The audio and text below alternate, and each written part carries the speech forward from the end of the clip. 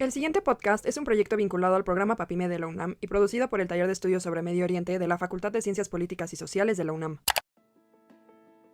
El Reino de Arabia Saudita puede ser considerado como la nación más poderosa de Medio Oriente. Su vasta riqueza petrolera, su inmensa capacidad económica y tecnológica, su estrecha relación con los Estados Unidos, país que por cierto garantiza su seguridad en la región, además de su hegemonía cultural y religiosa por ser sede de los lugares santos del Islam, justifican esta afirmación.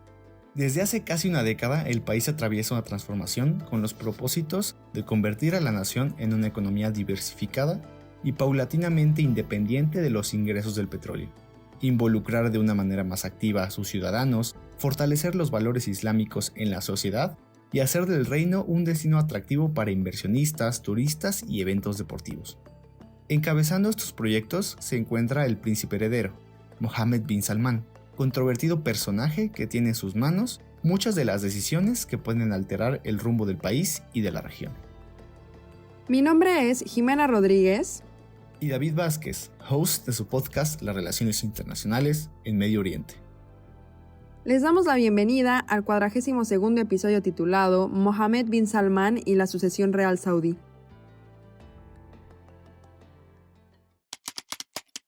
¿Quién es la familia Saud? ¿Cómo describir el proceso oficial e informal mediante el cual Mohammed bin Salman se convirtió en príncipe heredero en 2017? ¿Y qué imagen busca proyectar el reino saudí ante el mundo desde la aparición del príncipe heredero? Para responder esto, hoy tendremos la oportunidad de platicar con alguien que ustedes conocen muy bien. Él es David Vázquez, egresado de la licenciatura de Relaciones Internacionales por la UNAM y coanfitrión de este podcast.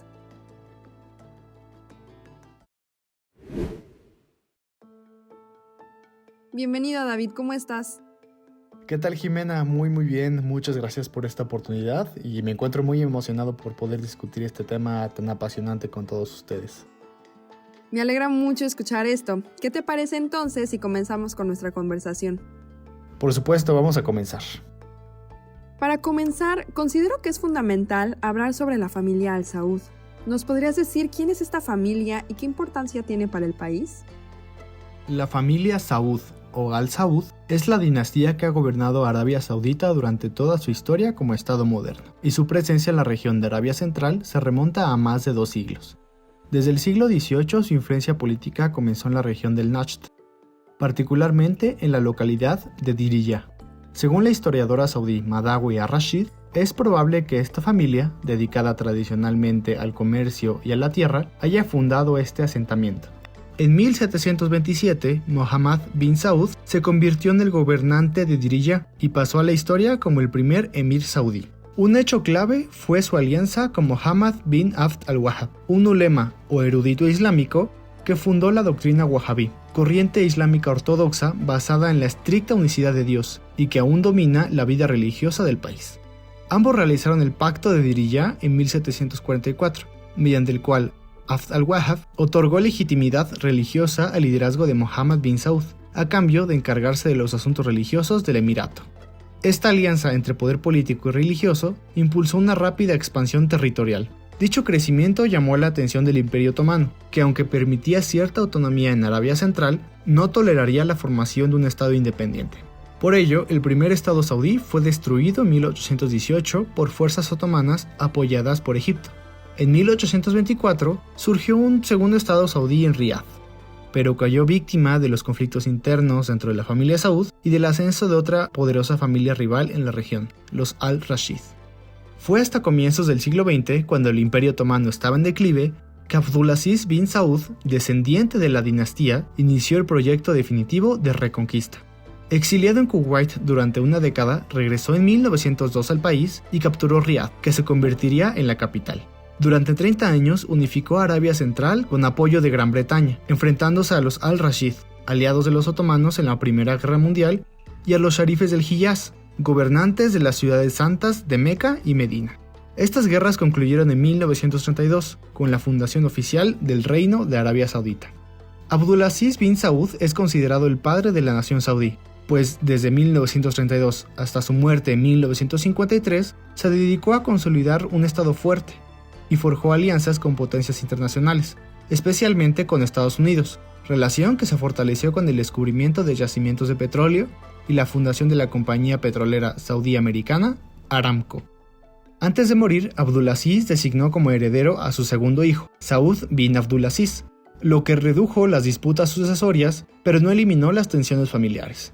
La mala gestión de Saud y su estilo de vida extravagante generaron una crisis financiera que llevó a la abdicación en 1964 a favor de su hermano Faisal, siguiendo un poco la tradición tribal árabe de sucesión horizontal entre hermanos y no por primogenitura, es decir, el hijo de Saud bin Abdulaziz no pudo acceder al trono.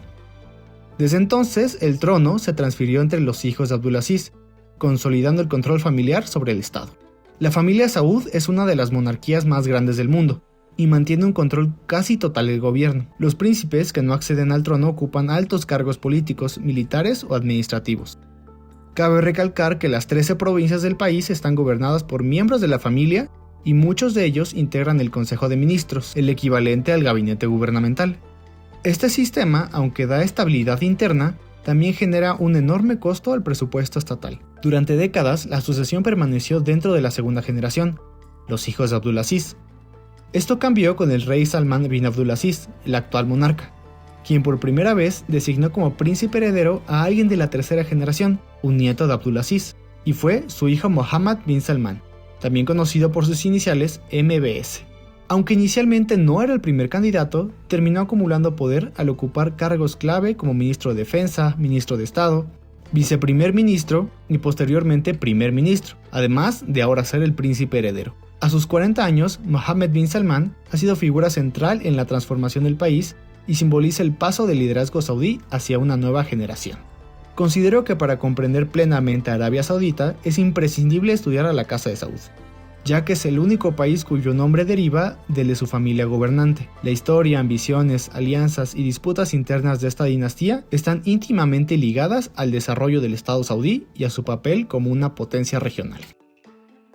Ahora, para entender el peso que ahora tiene Mohammed bin Salman dentro del Estado saudí, ¿cómo podemos explicar el proceso oficial e informal mediante el cual se convirtió en príncipe heredero en 2017?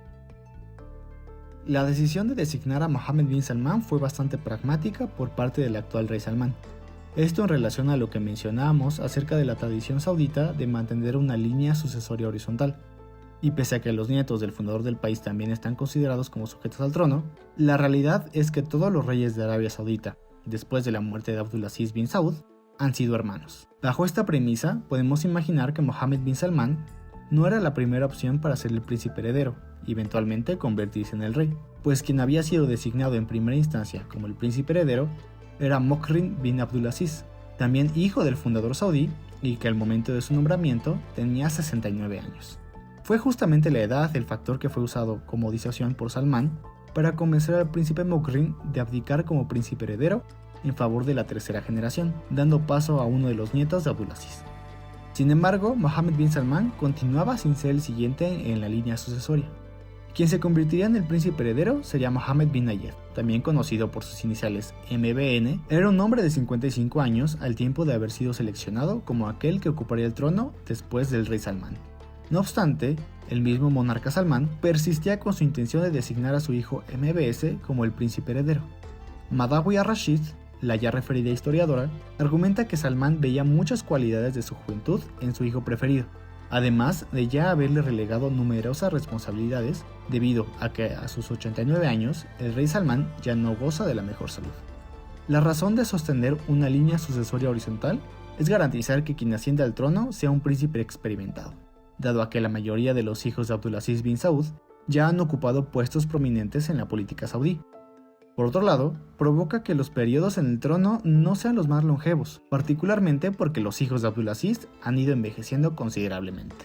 Asimismo, el rey Salman tenía intenciones de modernizar al reino saudí tanto como fuera posible, lo que obedece a los efectos de las revoluciones árabes en la región y al temor que sentía la familia Saud ante una posible revuelta en su propio territorio que pudiera significar el fin de la monarquía saudita.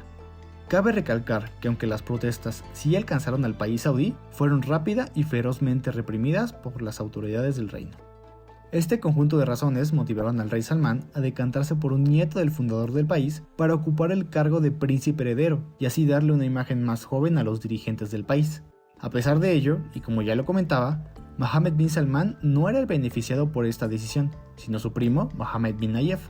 Bin Nayef, a diferencia del príncipe Mokrin, no cedió fácilmente a su posición como príncipe heredero. Fue en 2016 cuando el rey Salmán comenzó a poner en marcha sus esfuerzos para promover a su joven hijo mediante la persuasión de los miembros de la Comisión de Sucesión, órgano gubernamental creado en 2007 para regular el proceso de transición de poder en el reino.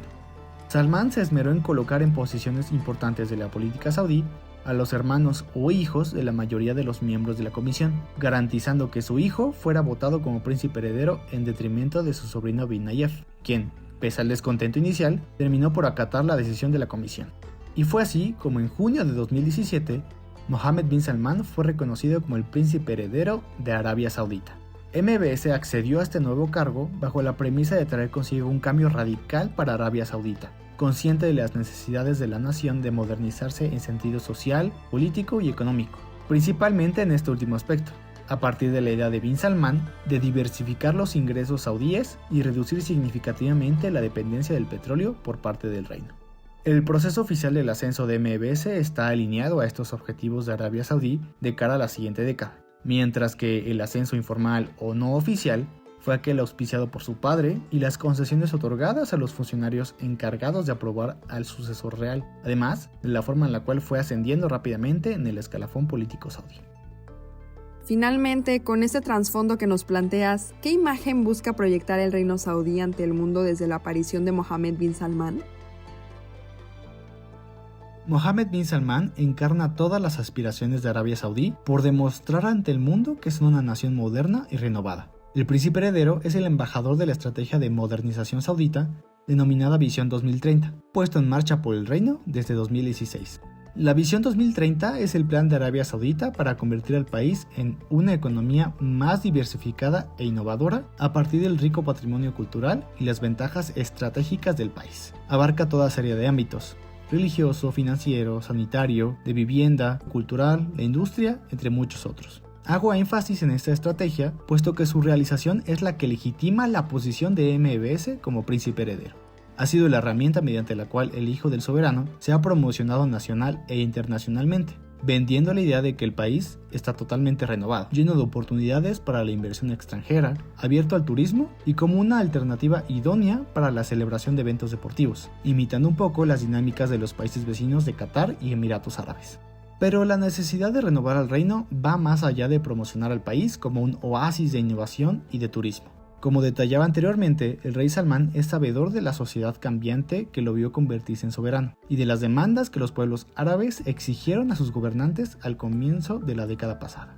Ante esto, la realeza saudí estaba consciente que era necesario realizar ciertas concesiones al pueblo y que la fuerza de una posible revuelta fuera desmantelada. El que las revoluciones árabes se hayan extendido a Arabia Saudí no fue ninguna sorpresa. Los ciudadanos saudíes eran fuertemente reprimidos políticamente. El papel de la mujer seguía siendo relegado en la sociedad y en la política. Las minorías chiíes del país eran acosadas por las autoridades religiosas wahabitas. Las libertades civiles eran coartadas por la policía religiosa. El estado de bienestar era mermado por los escándalos de corrupción protagonizados por los príncipes saudíes y por la extrema dependencia del petróleo. Resulta necesario destacar las acciones de las mujeres saudíes en el marco de las revoluciones árabes, en especial por sus demandas políticas de poder votar y ser votadas, además de demandar su derecho a conducir.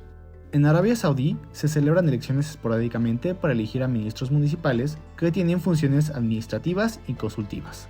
En el presente siglo se han celebrado en 3 ocasiones: 2005, 2011 y más recientemente en 2015. Tuvo que ser hasta estas últimas cuando las mujeres pudieron tener un rol activo. De acuerdo a la profesora mexicana Alejandra Galindo, las mujeres saudíes aprovecharon la forma en la que la autoridad y legitimidad del Estado saudí fueron cuestionadas, en el marco de las revueltas árabes, para poder impulsar sus esfuerzos por formar parte de la vida política en el reino. Es también necesario el realizar una aclaración a la que la profesora Galindo también hace alusión.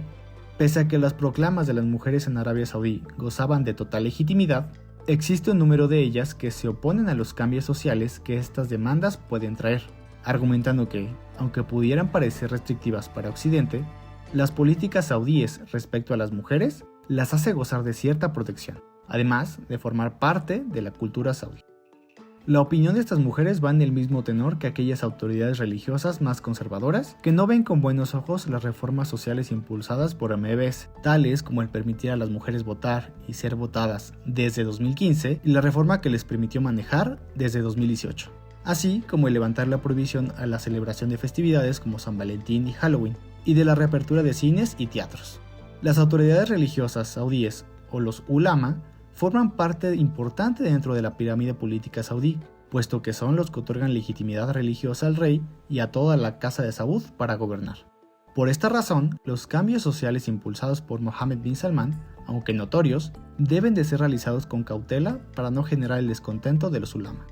Tanto los ulama como la población más conservadora en Arabia Saudita consideran que las reformas adoptadas por el príncipe heredero no reflejan los valores saudíes ni los valores islámicos, y no son más que un plan para occidentalizar al reino, tratando de emular a las grandes urbes tecnológicas que siguen el concepto occidental del desarrollo, avalado y exportado por países como Estados Unidos y demás potencias neocoloniales. Es importante resaltar que Mohammed bin Salman mantiene una fuerte relación con países como Estados Unidos, Francia y China, naciones que ven como oportunidades de inversión a aquellos proyectos que el joven príncipe promociona como las joyas de la corona de su visión 2030. Por mencionar un par, se encuentran NEOM, una región futurista construida al noroeste del país y que tiene la intención de operar únicamente con energías renovables, y La Línea, un corredor de 170 kilómetros que planea albergar a 9 millones de personas y convertirse en una ciudad única en su tipo que pueda atraer a turistas de todo el mundo.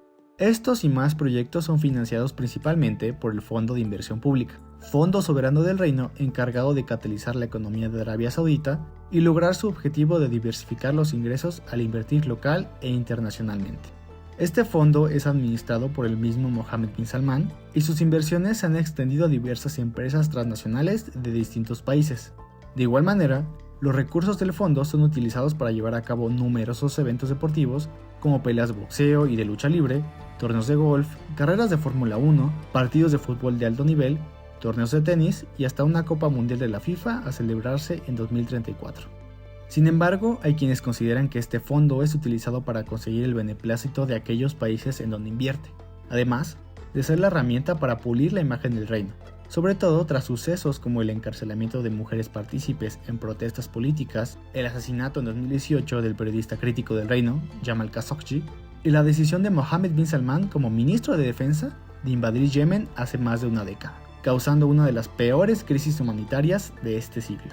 Todo esto sumado a las constantes críticas por violaciones a derechos humanos señaladas por ONGs como Amnistía Internacional, quien reporta el atropello de derechos políticos como de libertad y de expresión de aquellas personas que son críticas de la gestión saudí, el aumento de las ejecuciones de convictos y los abusos a los trabajadores migrantes que forman una parte importante de la fuerza laboral del país. Arabia Saudita y su visión 2030 pueden resultar un escenario atractivo para inversores y turistas alrededor del globo. No obstante, considero que se trata de una estrategia cosmética para efectivamente pulir la mala imagen que el país sostiene en términos de derechos humanos y también en cuestiones externas, como la decisión de invadir Yemen, la cercanía a Israel en los últimos años y lo cerca que estuvo el país de firmar los acuerdos de normalización de relaciones, conocidos como los Acuerdos de Abraham, y el rol que pueden tener las inmobiliarias saudíes en el proceso de reconstrucción de Gaza, obteniendo cierto rédito de la destrucción que sufrió la franja. Actualmente, MBS sigue estando bajo la sombra de su padre en términos políticos. A pesar de ello, ha liderado notables cambios en todo el país, solamente durante su regencia como primer ministro y príncipe heredero. Su eventual ascenso al trono puede significar aún más reformas para el país saudí, reformas que considero debemos analizar críticamente y tener en mente el trasfondo político que estas decisiones tienen en un país que históricamente ha velado por los intereses de Estados Unidos en la región y que ha demostrado ser un socio estratégico de Donald Trump en ambas administraciones.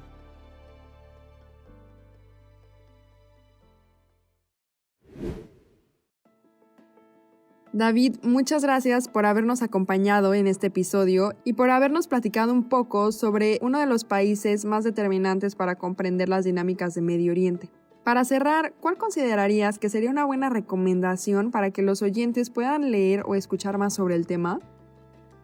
Claro que sí. Creo que la mayoría de aportaciones que hablan acerca del país saudí desde Hispanoamérica son bastante valiosas. Particularmente quisiera recomendar un artículo del profesor Moisés Garduño en la revista Relaciones Internacionales de la UAM. Se trata del texto Arabia Saudí y las dinámicas de financiarización en Oriente Medio, algunas repercusiones geopolíticas del proyecto de NEOM en el Mar Rojo. Es un texto que ilustra los intereses que existen detrás de esta visión 2030 saudí. También quisiera recomendar una ponencia en la que tuve la oportunidad de participar hace algunos meses. Esto en el marco del tercer coloquio interdisciplinario de estudios sobre el deporte en México y el mundo, y en donde pude discutir un poco acerca de los planes de Mohammed bin Salman y su visión 2030 en el ámbito deportivo. Muy bien, estas recomendaciones van a poder ser consultadas en la descripción de nuestro episodio. No me queda más que reiterar mi agradecimiento por haberme acompañado en este episodio y espero que nos podamos ver muy pronto, especialmente porque aún nos faltan algunos episodios por estrenar. Cuídate mucho y nos vemos en la próxima. Al contrario, Jimena, muchas gracias por esta conversación y no queda más que también agradecer a toda la audiencia que nos escucha. Como en nuestra temporada pasada, quisiéramos agradecer al público que nos escucha desde diferentes partes del país y del mundo. No sin antes invitarles a seguir las redes del Taller de Estudios sobre Medio Oriente y, por supuesto, a continuar escuchando las discusiones en nuestros próximos episodios. Cada reproducción nos ayuda a crecer como proyecto, así que no duden en compartir el podcast. Todo el equipo se los agradece inmensamente. Esperamos que vayan a disfrutar esta temporada y nos vemos la próxima semana con un nuevo episodio.